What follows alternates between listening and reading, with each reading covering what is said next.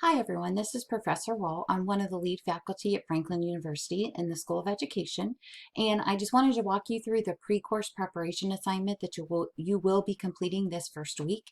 It's going to look a little bit different than what's in Canvas because we're doing some transitioning to some more user-friendly and student-friendly programs. So it's not going to look exactly the same as what's in the Canvas course right now. The transition hasn't fully happened yet. It will take effect next week when your course is already started. So first, how do you access your pre-course preparation assignment? When you go into Canvas, and this is obviously different because this was a course that ran last spring, one of my courses, so there's a little bit more in here. But when you go into the course and you go to your home screen and you go to Module 1, if you click on the pre-course preparation, this information that is in there is not up to date. However, this is where you will be submitting your pre-course verification form. So you'll have to go click Start Assignment after you complete the form that your professor will be emailing to you. The form that you will be getting from your professor will look like this. It will say Principles of EDP 400, Principles of Education, Pre-Course Preparation. And on here, you're going to acknowledge that you understand that you have to complete your BCI and FBI background checks. So you're going to say the date that they were completed on or the date that you are scheduled to complete them on. And it also is going to tell you about the School of Education licensure acknowledgments. And then it's going to ask for a date where you either have scheduled to take your ETS Praxis core assessments or when you plan to take those. So I'm going to tell you a little bit more about these and I'm going to come back to this form, but this is what that form will look like. And actually, let me make it just a little bit bigger so you can see it a little bit better. Okay, so to start with the background checks. So again, on here, you just need to say that you are, when you plan to take those. So, or when you had them completed. So that's the date that goes here. You have to have a background clearance check in order to go into the field. So this fall, so you have until this fall semester, but in order to go into a classroom to complete your required hours of field experience, you have to have a background check on file and approved by the School of Education. If you already have had them done, as long as they are done under these codes, then you may submit, upload those to Canvas, and I'll talk a little bit more about those Canvas programs in just a second. So for your BCI, if you have a background check completed and it is under 3319B3, or it was run under the 3319291 code, then you're going to be able to upload that to Canvas to be approved by us. For the FBI code, if you had a background check, an FBI background clearance check completed under the code 331939 or 3319291, then you may submit that one also. You will be getting either an email from the School of Education. Sorry, the process is changing, so I apologize that I stopped myself for a second.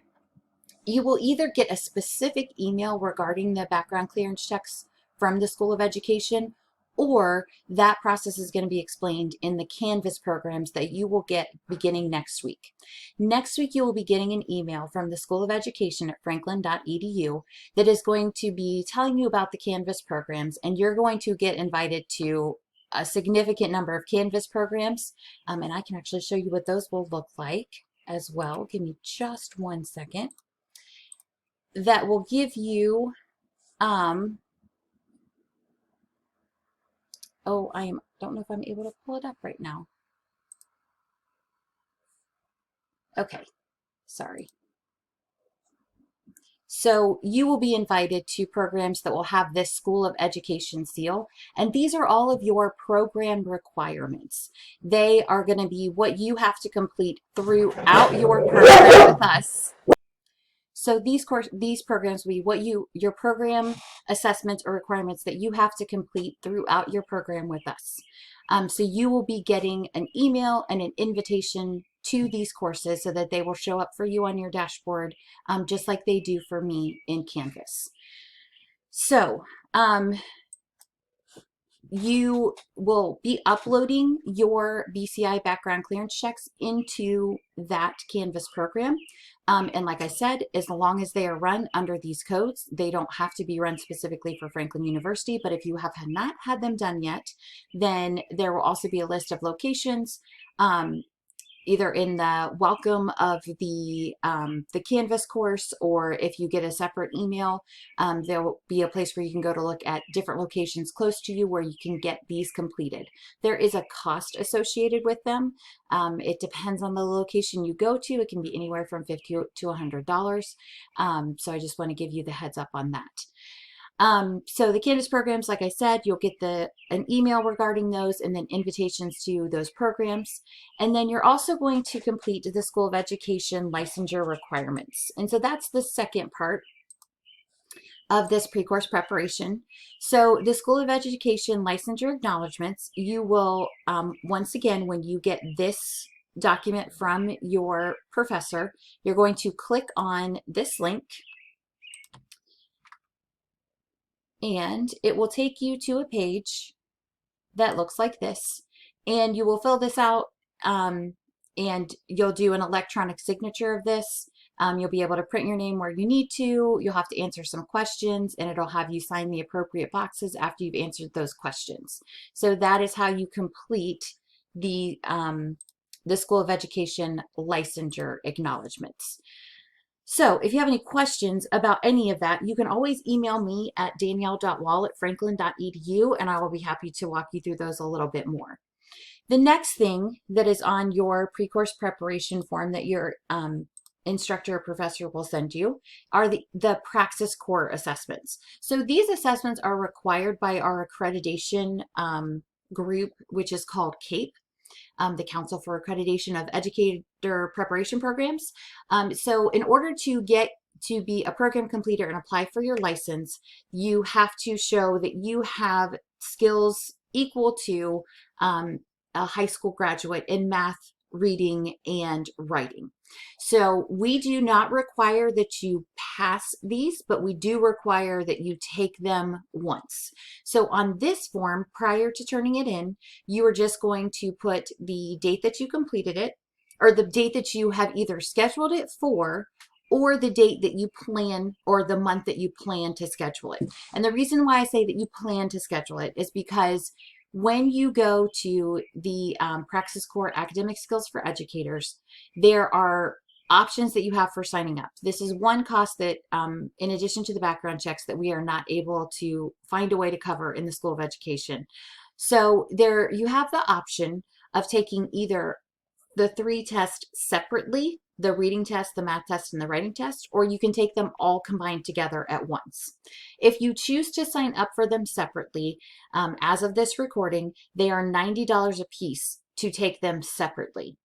If you choose to take them combined, it is $150 to take the one test combined.